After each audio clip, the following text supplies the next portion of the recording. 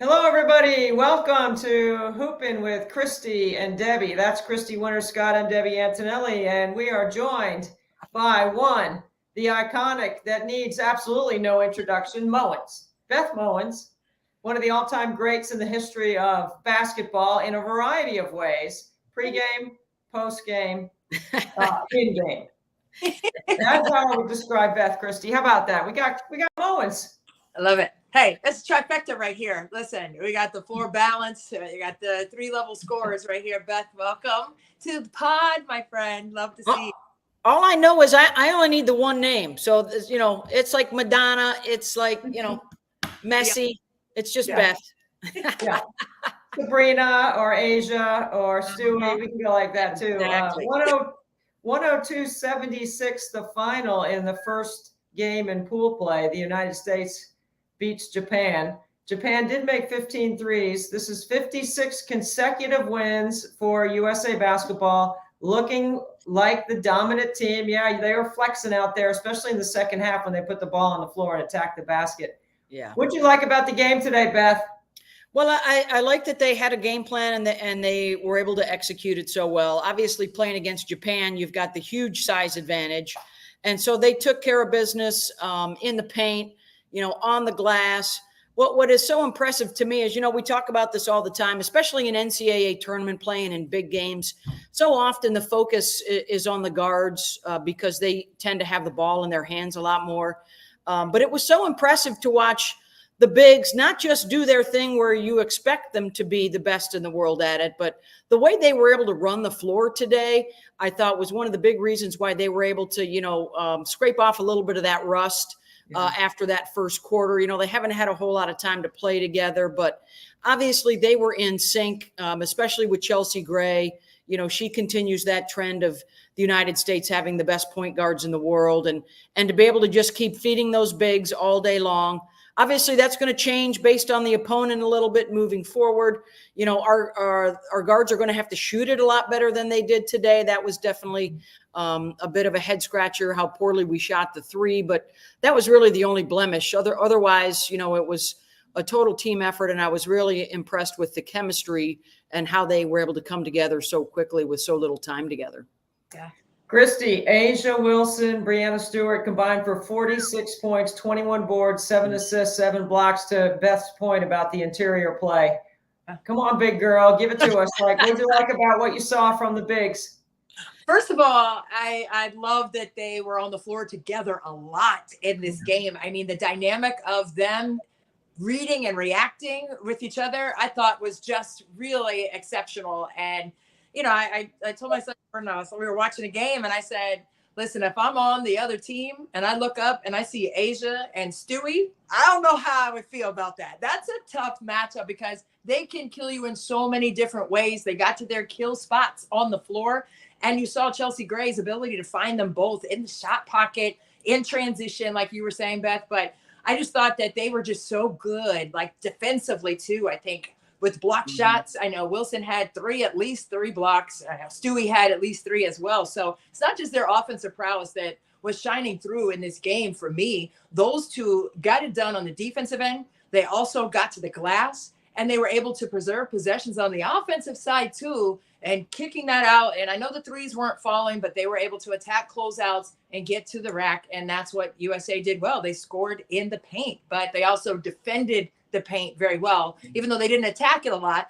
Japan launched all those threes as they should have because of their height disadvantage. But I thought that they did a great job of taking care of the painted area on the defensive end as well. And to your point, Christy, you look up and here comes Brittany Griner, who is just going to dominate everything at the front of the rim, right? And she did play well today. I thought she was really good in reading where the help came from. I thought she did a nice job of passing out at the double teams. Yeah. Beth, when you're looking at USA basketball, the strength in this 56-game winning streak has always been the depth.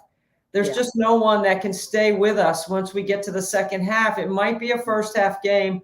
What adjustments did you think that Cheryl Reeve made in the second half that made the team more aggressive? Well, I love the what Christy touched on a second ago is that the bigs are able to play all together. And so I think there was a time or two in that first half where the bigs did get caught trying to, stretch out and defend the three, and it didn't go so well. So I think the move to, a lot more aggressive wing play, a lot more aggressive defensively on the switches helped them defend it a little better in the second half.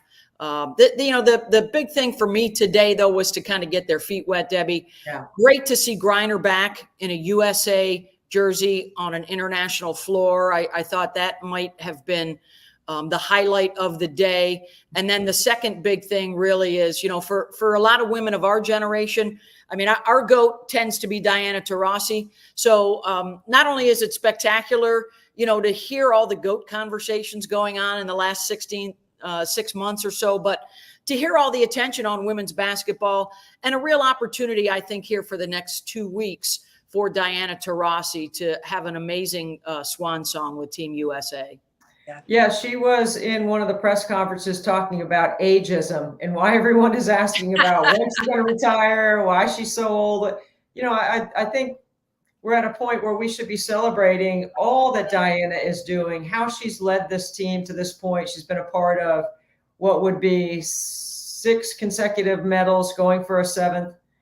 Just absolutely amazing to see over time how she's been able to keep her game at this level. Christy, when you think about all the greats in our game and you think about where Diana is, what comes to mind? You don't have to rank them or say, we have so much talk radio about LeBron and Michael, or, Kobe and Michael. We don't have to do that here because they're all great. It's really hard to split hairs on that. But what would you say about Diana? I mean, she's the GOAT for me. And I know there are a lot of players that are in that conversation. And when you look at what she has been able to do over a 20-year career, I mean, she's 42 years old. She's been in the league 20 years, her 20th season. So let that sink in and marinate with that thought for a moment. But the ability to not just be on a roster, right, but to get out there and compete. And that's what she said. She alluded to on that Parisian podium. She said, listen, I want to win a gold medal again, right? I want us to win our 8th. I want to win my 6th. I want to be able to be a part of that. You never know when you can get back, and she's been able to get back. So for me, it's the consistency of excellence that Diana Taurasi has presented over the course of her career, going all the way back to UConn, going all the way back to high school, going all the way back to when she was on her driveway as a little kid. Like, all of that encompasses who she is as a competitor, regardless of her age, her gender, anything else. She is a winner. And for me, that will always stand out. When I hear the name Diana Taurasi, when I see her, I will go up to her and dap her up and hug her and appreciate her right now as she is representing the country yet again, wearing USA across her chest in a proud manner. And she understands right now that this is her last go around. She's already announced this is her last Olympic Games. And for her, like, to see it through her eyes, for me, is very profound, because she knows it's her last time through. Mm-hmm. So that she is just giving everything. Not that she hasn't before, but there's a little special extra incentive and emotion that goes along with this go round. And to have her court in Phoenix named after her, with her logo, with her hands up like that, I mean, that will live on. And then the energy and the professionalism of which she has just approached this game for years and decades will live on as well. Beth, full transparency, you and I were in London in 2012, and we were at the medal round games. And I remember the Australian game that we were actually down by 2 at halftime. And then in the second half, we rallied, and once again, our depth was just too much. That was in the semis. And then we played France for the championship game, and we were in control the whole time. What do you remember from the 2012 Olympics in London and about our USA basketball experience on the sideline? Mm-hmm. It was such an incredible moment, for any young girl that had grown up playing the game and being around the sport for a lifetime. That was kind of one of the great payoffs. And that's one of the things, Debbie, that really excites me about Los Angeles in 4 years, is the opportunity for so many young American girls to hopefully get a chance to get out and see them play, if not on television in prime time every night, to have that opportunity to sort of see it and you can be it. And for an adult woman to go in there and watch that in London with, we were there with a bunch of friends and certainly have had the good fortune of meeting a lot of people around USA basketball over the years. It was just such a cool moment, to go in there and wear the colors as a fan, but also sort of have an understanding of what it took for all those women to get there, sort of having a chance to sit in on shoot-arounds and get to know a lot of those players over the years was really cool to watch, some of your friends and acquaintances be able to play in that moment that we all dream about. So really cool now to see the growth of the game and just prior to these Olympics, how it has exploded just in the last couple of years and even in the last 6 months, with this incredible rookie class around the WNBA, and the future of the game looks as bright as it's ever been. And hopefully these Olympics will be another opportunity to celebrate that and build on it and continue to promote the game and continue to grow the game with a new set of stars moving forward. I'm going to have to dig into my archives and come up with some pictures from our post-game celebrations, because we did get to celebrate with the team in some undisclosed basement of a hotel or something like that. I'm trying to remember exactly where it was, but it was really fun. It was so amazing to be around that kind of greatness, and celebrate it as a team. It wasn't one person's role was more important than another. It was a true sense of team. That's what I love about USA basketball is you have to check your ego, and you may not get as many touches, right? I haven't had my name on a T-shirt though, like Christy. How many of those people were on national television today? I see LaChina, I see Kara, Laura. There you go. There we go. Yeah.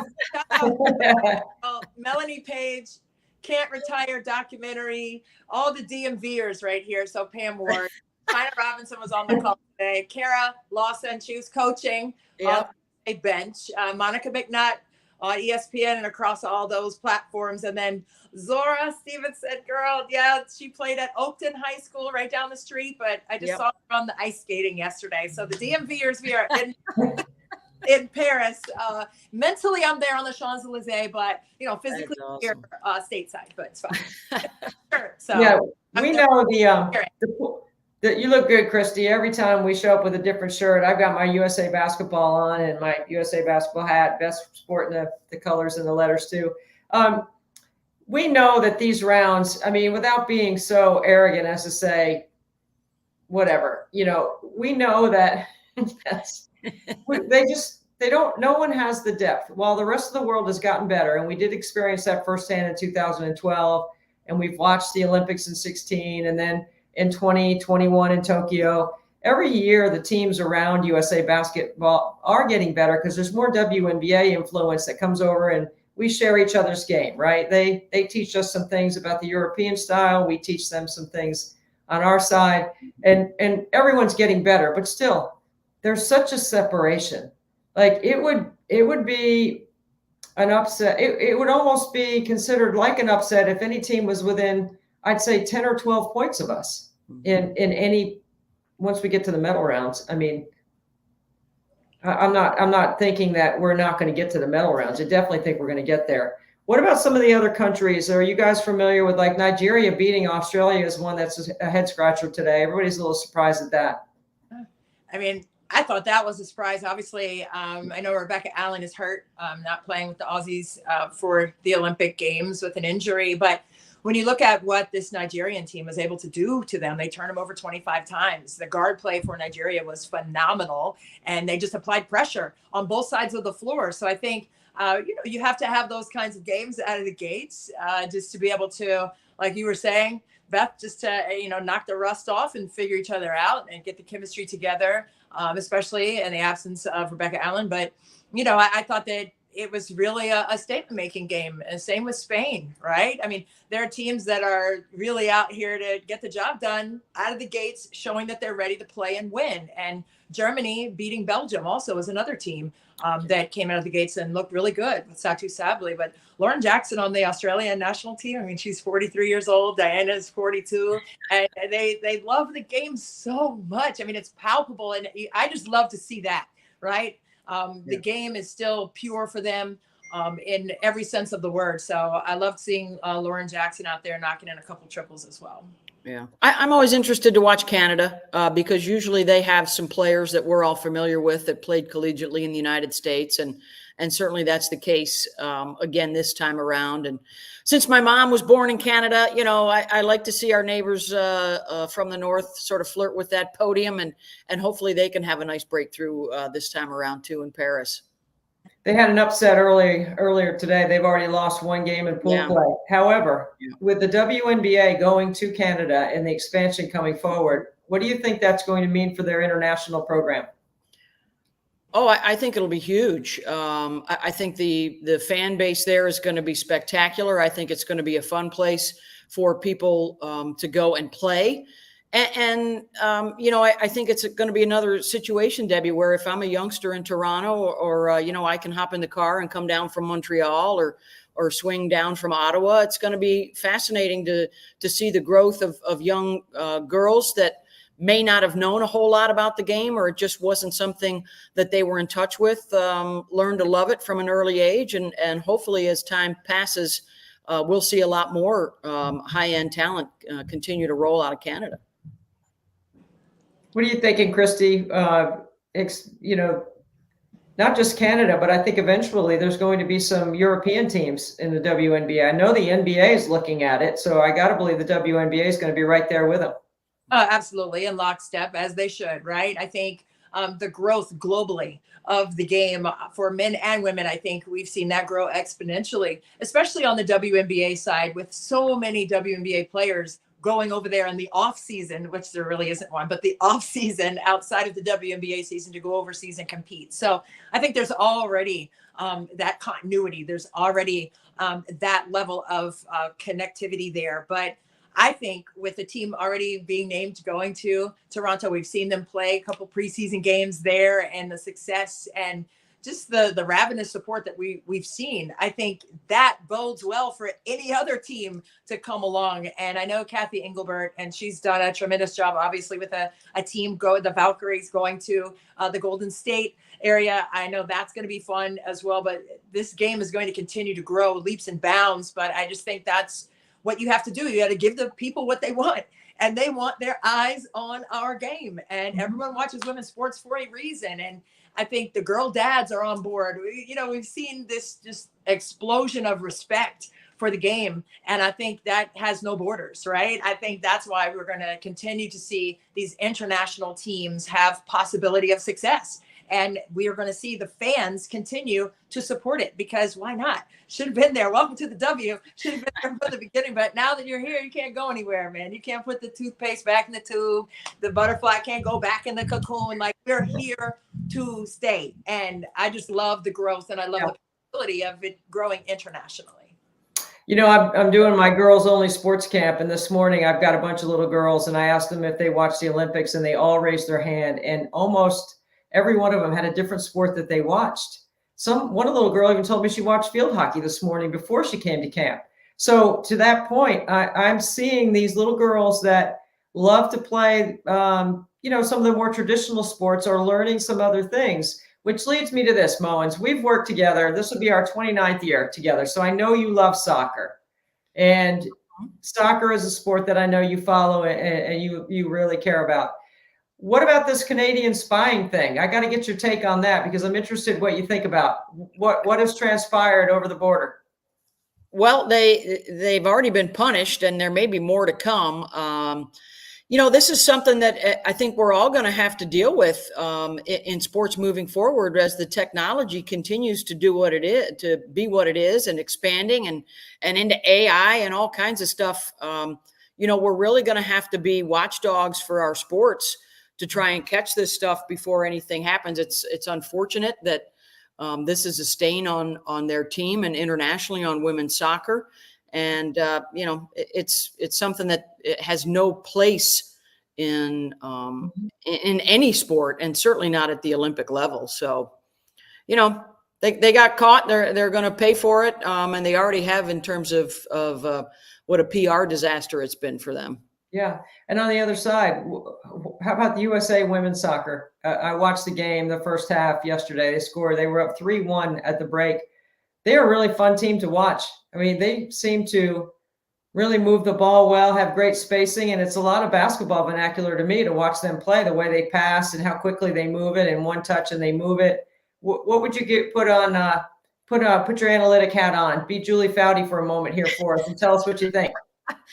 Well, I think they have adjusted incredibly quickly to a new coach, and that is something that hopefully the men's side is also keeping an eye on, because they have to transition really fast because we're hosting the World Cup next time around. So I think the ability for the women to smoothly roll sort of, we saw some growing pains after the 99ers left. And now I think we're seeing a much smoother transition from that last core of talent that was so instrumental in winning the last couple of World Cups into a lot of new faces and a lot of tremendous new young talent that is starting to move forward in the women's game. And, Debbie, in any sport, especially that one, you got to score. And you have to be entertaining. And the U.S. team plays a very entertaining brand of soccer, and they're scoring goals. And that's going to be huge for all of us back home watching.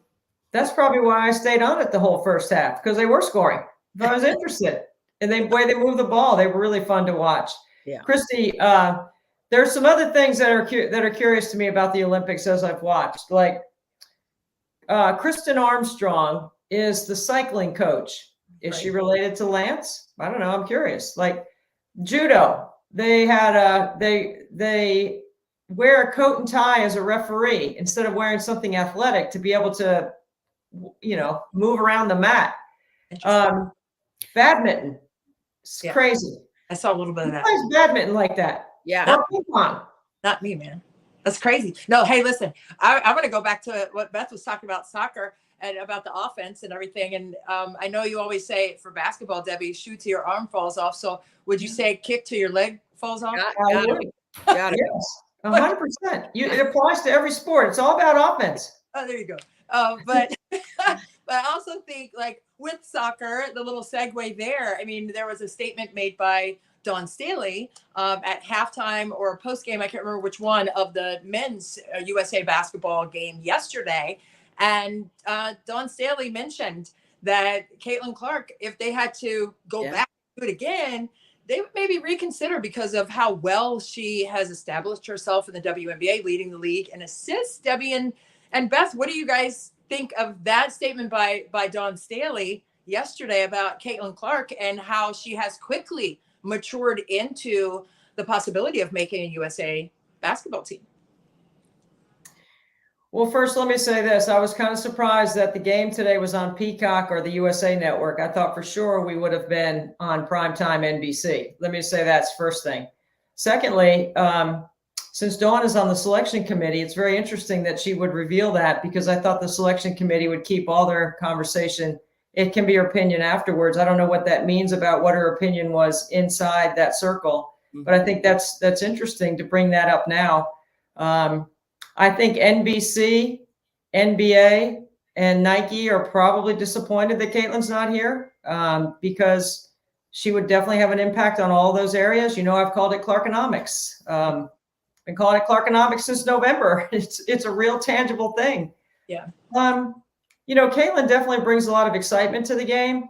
I understand why they may not have selected her based on looking for more experience, and of all the conversation about whether her skill set fits or the chemistry or whatever, the bottom line is USA basketball has to win. So Cheryl Reeve and the committee have to put together the best group that they think can win. That's it. And it's kind of like arguing with somebody's happiness. This makes me happy. You can't really argue if it makes me happy. Only I know if it makes me happy, right? I think in this particular situation, but it is interesting that Dawn would say that after the fact. Right. Yeah. Yep.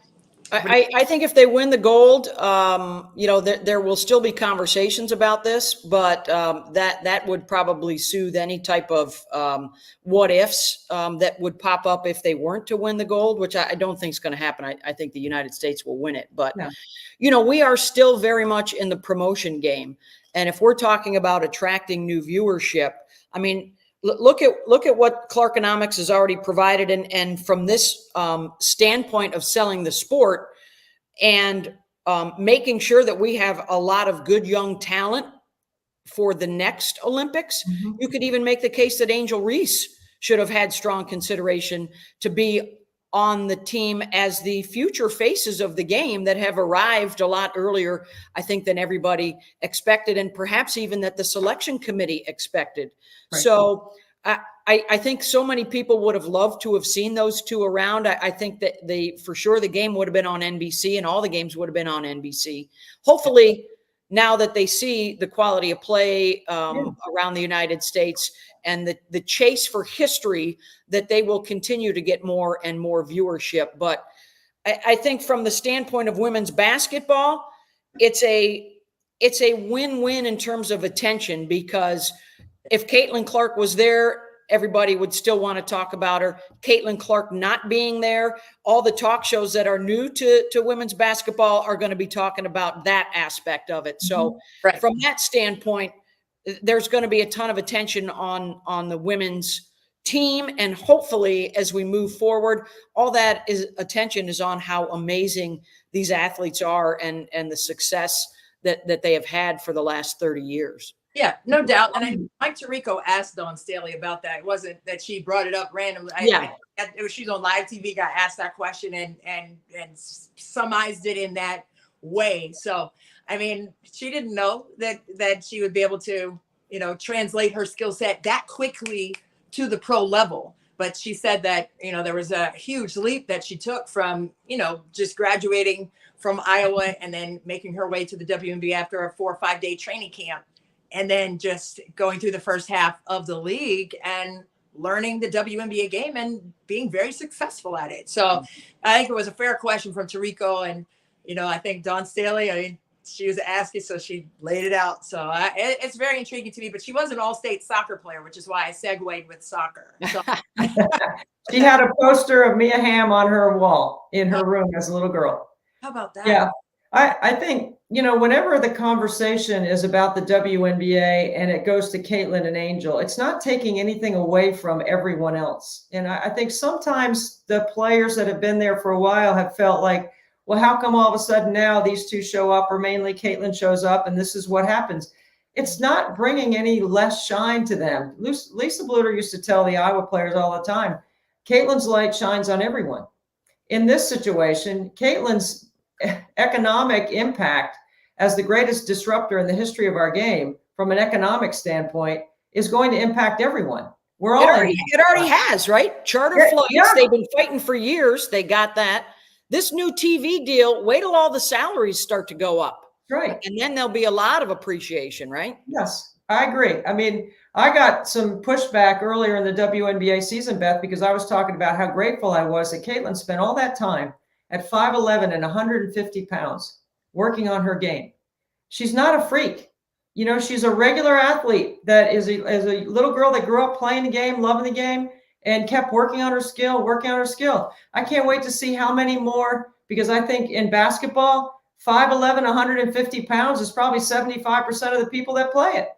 I can't wait to see how many more kids come up through youth sport into high school sport and are 5'11" and 150 pounds and try to do what Caitlin does. They're all out in the driveway emulating it.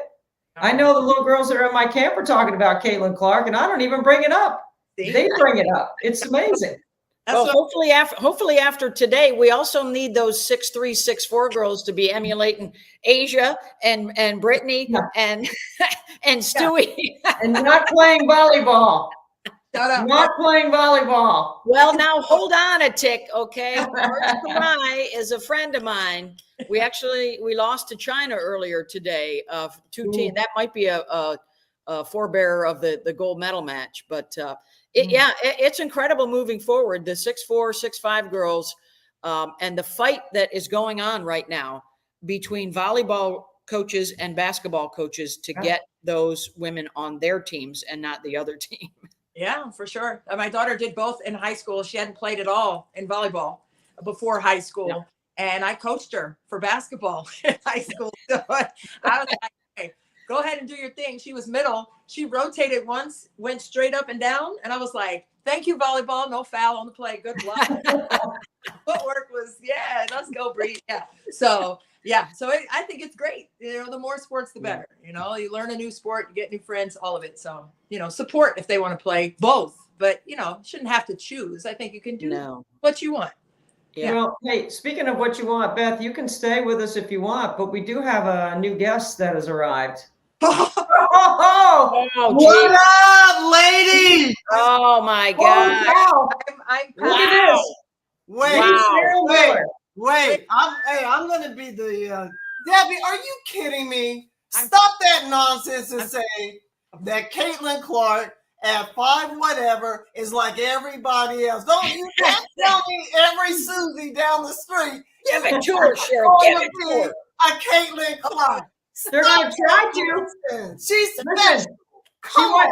Yeah, speaking of special, nobody could do what the Cheryl Miller could do back in the day. She changed the game. You changed the game on the floor. I think Caitlin's doing, some economics. Do you have a knee pads award at your camp, Debbie, in honor of Cheryl Miller? I mean, she wore the knee pads better than any volleyball player ever has, for crying out loud. This is true. Cheryl is the barometer.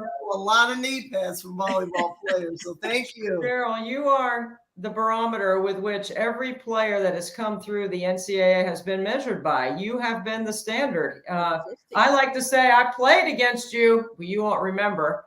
And I've covered everyone since then. It's absolutely amazing to watch what you were able to do when you were able to do it during, winning 2 championships and then going straight to the 84 Olympics. Tell us a little bit about your 84 Olympic experience. It was a blur, actually. Actually, the games were a blur leading up to it with Pat and double, triple training sessions. That was the nightmare. That was the grind. I'll always remember those practices, long, grueling practices, the repetition. And I can understand where her mindset was. You had an all-star of teams. How do we get them to mesh? Which guard set combination works? I felt she never got it right because Kim Mulkey should have started. Nothing against Lee. Lee, if you're listening, nothing against you. But Kim Mulkey was something special with that ball in her hand. Yeah. Oh, and I remember watching that. I remember Kim Mulkey getting an and one.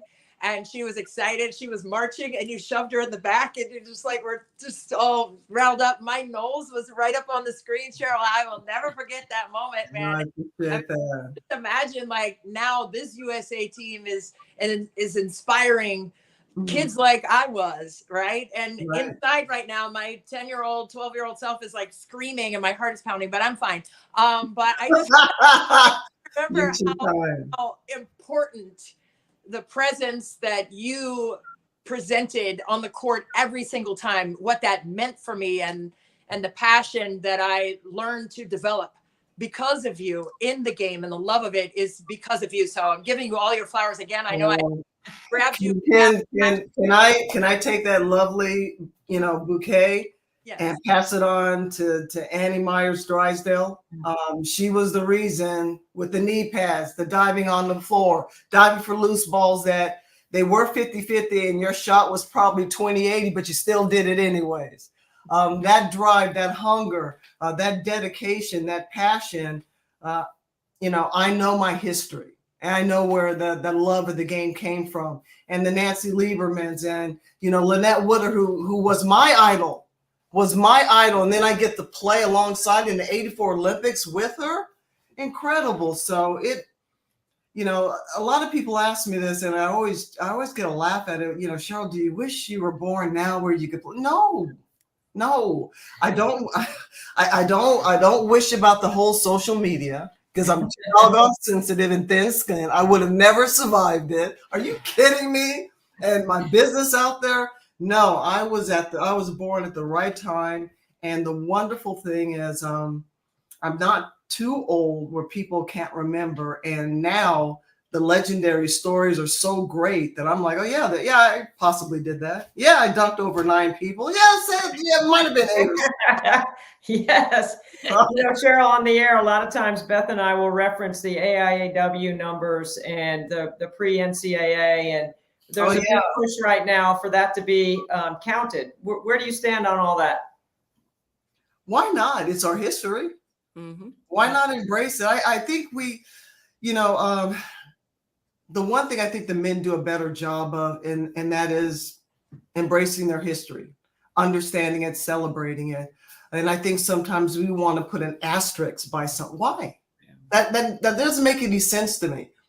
Someone said that our 84 has an asterisk by it because, the Soviets weren't there. Didn't matter to me. They still have been beat down by 20. We already proved that. Proved that. So that didn't matter to me. What matters is that as women in our sports across the board, stop with the asterisks and just embrace it. Our rich, rich history. Right. Yeah, no question. And I know with what Diana Taurasi has been able to do with her career, 20 years, Cheryl, 20 of them. You were there in Phoenix when they named the practice facility and the court after her. You were a coach with the Phoenix Mercury, the first one. What did that moment feel like for you? And what have you seen as Diana Taurasi has evolved through the WNBA for 20 seasons? Here was this young, brash, young lady out of my neck of the woods in Riverside, next door neighbors, and she decided to go all the way across country, where I thought she would probably end up at UCLA, but that's a different story. But to watch her growth on and off the court, and her never losing sight of what was important, and that was paying it forward. She understood her role in women's basketball on the whole. And for her to grasp that so young was impressive. And, it was fitting. If you guys ever get the chance to walk through that practice facility, and, Christy, we've been around the NBA and seen a lot of facilities. There might be 2% NBA teams that have facilities like this. It is that incredible, ladies. I mean, so futuristic. They got chefs cooking for them. They got everything in there. And then to see her, DT's emotion and the tears in her getting choked up and her name on it, it was fitting. And what a great city. And, they continue to just take it to a different level. There's something about Phoenix and new ownership. Matt is something else. And he has set the bar high. He loves women's sports, women's basketball, and he's the first rich man to put his money where his mouth is, and he cracks open his wallet, and he's wise and he's intentional with it. Love it. You're right about that. Matt Ishbia has seems like a bottomless wallet. I had a chance to spend some time with him when I was out there before the All-Star game, Cheryl, when I had a couple of Phoenix games. The whole idea of investment in the women's game. We've all been asking for this for so long. Every single one of us have wanted to always play in front of crowds, play in front of TV. I never got to play on television. You got to play on television in the early parts of it. It's starting to become a thing. CBS was carrying the national championship. Now you see every game is on, whether it's streamed or whether it's carried on a higher platform or not. When you're looking at from your lens, from where you were as one of the greats all time to play the game, and you see where the game is going, what do you think is the next 5 or 10 years from now? Whew. Wow. The one constant that I hope continues is that our young ladies, I want the salaries to go through the roof. I certainly do. But I don't want our college kids to start jumping ship too early.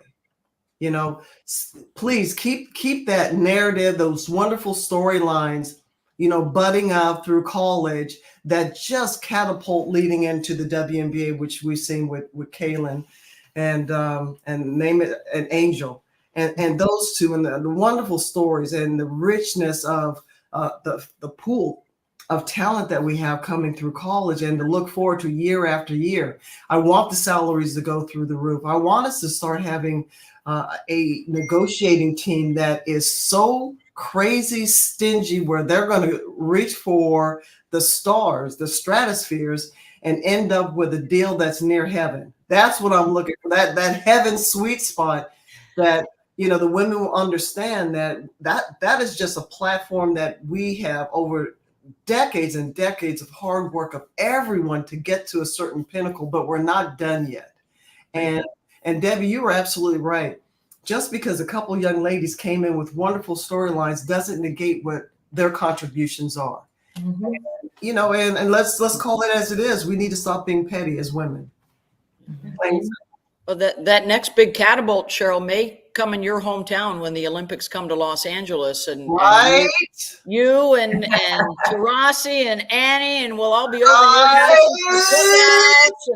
and good put us on the list right now, Cheryl. Put us on the list. Maybe Juju's on that team. Who knows? How exciting is that going to be for you guys to be able to, sort of full circle, bring the games back to LA, where for so many of you, that's where it started. Well, I didn't even know the backstory was that no one in Los Angeles wanted the Olympics here. They just knew it was going to be an absolute disaster. It was just going to be a money pit, and we were going to end up Los Angeles being the laughingstock of the world. Mm-hmm. And it turned out that it worked out great. It was supposed to be this huge, not only power grid outages, and the traffic was going to be, nobody was going to be able to get to point A to point B because it was like a ghost town on the freeways. It was, I mean, scarcer than the COVID-19 and everything else. It was pre-COVID, and it was wonderful and beautiful. But we're ready for it. And the '84 Olympics was the most successful financial Olympics. So we're ready for it. And now that we had a taste of it, and, we go big or go home. Right. Thank you for bringing me back to the '84 Olympics. Oh man, I remember that. That's a woo. How about that? Wow. That's so awesome. Hey, listen, when you were, after the Olympics and all of that, obviously no WNBA for you to go to, right? What did that feel like for you? And with the overseas being an option, what did you do with yourself? Because I mean, my God, you were 22, 23 years old. What was your mindset, and how did you feel during those years? Well, I was excited actually. After looking at 2 more years of college, and of course my mindset is, I'm going overseas and make a killing. But that wasn't going to be the case. After my senior year in the pickup game, tore my knee up, and that was a wrap.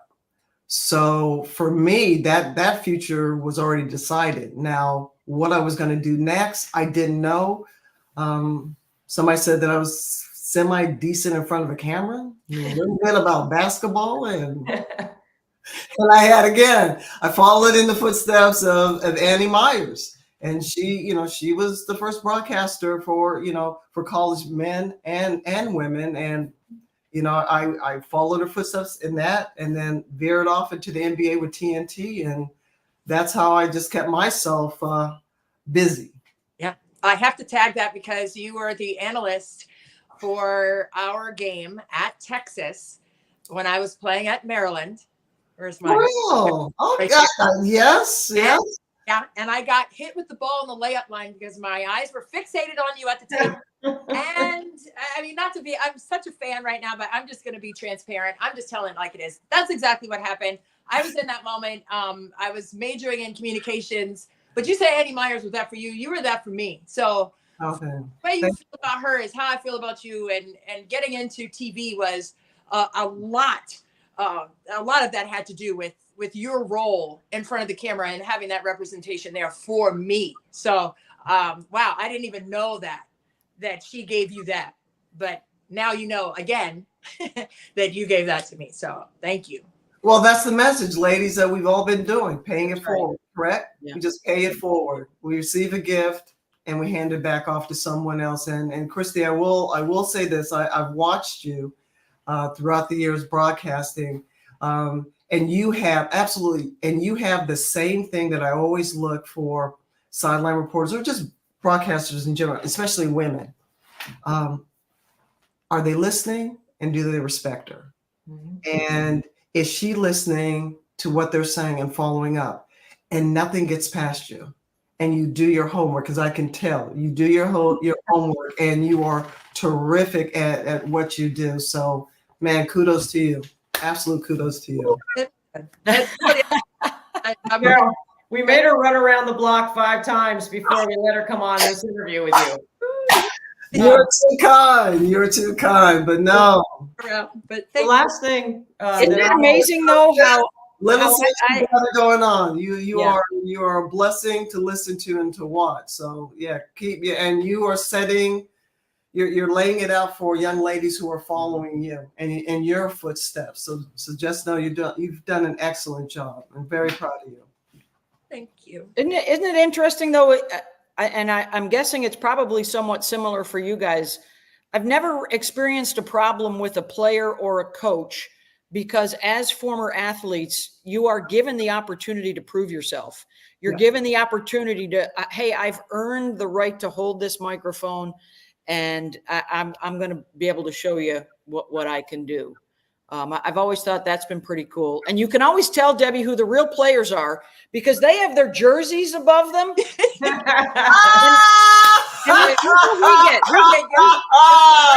the booze and the Emmy Awards. That's all we get. The booze. Cheryl, I want to ask you one more thing, because we're sort of, we're talking about the past and the present and the future, and there's a resurgence at Southern Cal, your alma mater, and Juju Watkins is absolutely amazing.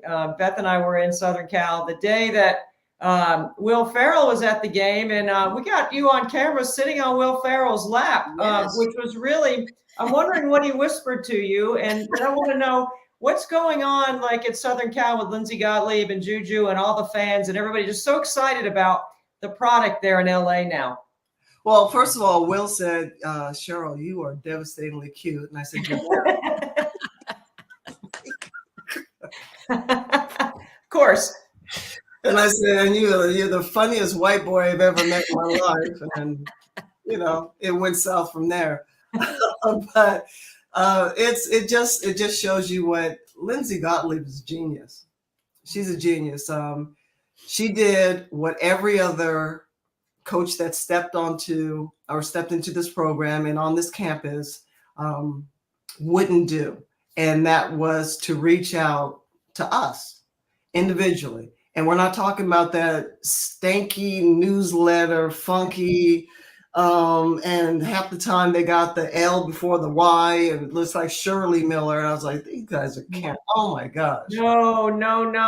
But she actually got a list, got numbers, and started hunting down all the players, as many players, and inviting them. And when my point guard, Rhonda Wyndham, said, hey, we're going to go to a game, I'm like, I hadn't heard from Lindsey, and I just heard all this stuff, but it was Beth Burns who reached out. And I love Beth. And Beth is, Cheryl, I need you here, and that's the end of it, and da-da-da-da, we're doing neat things, da-da-da, and can you get over here as soon as I said da-da-da, and all I heard was da-da-da. I said, yeah, I'll. So we went from there. We went to the game, and I'm like, oh my gosh, these guys are, she's good. Like, you see kids and you hear about the hype and everything else, and you see all the highlights. I don't care about highlights. I really don't. But to see her in person at both ends of the floor, and to watch a young kid kind of navigate what's going on and having tons and tons of different defenses run at them, just like I was saying, I was talking about Matt Ishiba and putting your wallet where your money and your mouth is and all that. I bought 4 season tickets. I've never had a season ticket. Bought a season ticket at SC. So I bought 4 courtside. And a lot of my teammates did. So we had our alumni row at dang near every game. And the excitement grew from there. And what Beth and Lindsay have done is incredible. And they might be 2 seasons away from doing some major damage. This year, if the cards fall right and everybody's healthy and that chemistry hits, they added some talent. These guys they're gonna make some noise this season. They're gonna be preseason top 5 for sure. Yes. I don't think there's any question there. And I think you're right about the pieces they've added. Kiki Iriafen is going to be a beast around what Juju does. This is going to be really fun to watch, as you said it, the genius, because Lindsay Gottlieb is an incredible offensive mind. I can't wait to see what she comes up with. It's going to be fun. Yeah. What do you think that's going to look like in the Big Ten, like for USC? Now that is frightening. That is terrifying. I'm like, oh wow, it just got real, with the flights and how that's going to work. And, I mean, these kids still have to go to school, and that's still the goal, is to get an education. I know that's a little on the back burner, but, as women, that's what we do. I just think that conference is absolutely going to be a beast. And by the time that's done and finished, you might be looking at who's coming out of there as the national champion. Well, they open up their season in Paris. So maybe, Cheryl, if you can get us on your G5, we can all roll on over there and enjoy the game courtside. Wrong Miller. Super. Oh, yeah. Wrong Miller. It's the other Miller with the no, I'll try to see if I can get him on the phone with that, but man, that's going to be incredible, guys. Yep. Yeah, that's going to be fun. Well, Cheryl, we have loved having you on. We hope you'll come back. We would love to have you whenever you want to come on. You're welcome. Oh, wait. Christy, you can close us out, because I know you can't wait to get the last. I have to ask one question about today. Sure. I got time. Go ahead. Game. Just what did you like about what USA basketball looked like today in the game in terms of their effectiveness and efficiency? Asia Wilson and Breanna Stewart, the world has no answer for those two. Their skill set is so ridiculous. From both of them being able to shoot the 3, put the ball on the ground, and not only create and get to the rim, create and get a teammate open, defend, transition, run like guards. The world has no answer. So all you have to do, you have 2, you need 3 more, and you got a few more. It's just a matter of getting those rotation, and it's gonna change up every opponent. I was very impressed. I mean, the game's everybody's nervous. Japan came out shooting the 3s, and that was the only way they stayed in the game. But size doesn't matter. It doesn't matter. And USA has size in abundance, with speed, with guards. And if I'm Coach Reeves, I'm sitting back and rolling out the ball. Occasional timeout, knuckleheads. Let's play some defense. All right, focus, ladies, focus. They'll be fine. Well, you did get a win, Cheryl. You did beat them. Come on now. Let's talk about what you do to celebrate. All I did was roll out the ball. I told Enrique, I'm going to go get you. That's going to be every kid this year. I hope you trademarked that. I hope you trademarked it. I said, hey. Bring it down. And she came out and dang near dropped 50. I was like, man. But Coach Reeves is in the same position I was. Sometimes the best move is to let them do what they can do. Yeah. That's it. Man, that's Shirley Miller. She sure can coach. Yeah. I'm like that beloved substitute teacher that comes in and everybody listens to, because the foundation was already set. All I had to do was mark on the board, win, baby, just win. That was it. Now every WNBA team wants to employ me. Don't do it. There you go. Do it. Hey, you got to be on the short list now. Come on now, this is serious. Yeah, you're on the short list, baby. Come on. Yeah, I might be on the short bus if I decide to do that. USA men's soccer needs a coach, Cheryl. Hey, It's you. That might be right up my alley. hey, but listen, I love that you said, I don't know what I'm doing, but I'm having a lot of fun. Listen, I don't know what I'm doing right now. We're about to bounce out of here. That's my motto. Oh my God, man. I'm not gonna be able to sleep tonight, just FYI on that. But I mean, it's been a blessing, a thrill, and a joy to my heart to be able to have this conversation with all three of you. And I thank you. Ladies rock. You guys. What'd you say, honey? You ladies rock. You guys, thank you. Thank you. You made my day. Thank you, Gaze. We admire, we respect, we love. That's all we do here. Thank you, Cheryl. We really appreciate it. We're going to have you back, and we're definitely going to get Mowins back too. This might be a good little. How do I do the balloons and the hearts? I gotta get up to speed on that. I don't know how I did the hearts. Oh, there they go. Yay. I love it. We got no love. That's why we got no love. The show's got balloons and everything. Hey, listen. Got a little confetti going on. Come on, make it rain. Come on. Wish they was dollar bills, baby. Wish they were dollar bills.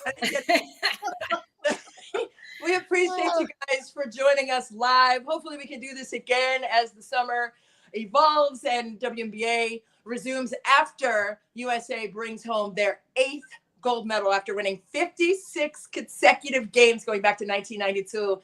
So I'm Christy Winter-Scott for Debbie Antonelli, for Beth Mowins, and my sports hero for life, Cheryl Miller, man. Oh my God. Always love. She's got the fireworks now, man. What's going on in her little cube? I need all that love. But we appreciate you. And that's going to do it for Hoopin with Christy and Debbie and Beth and Cheryl on the Her Hoop Stats Podcast Network. We will see you all next time. Love. Thanks, everybody. Thank you.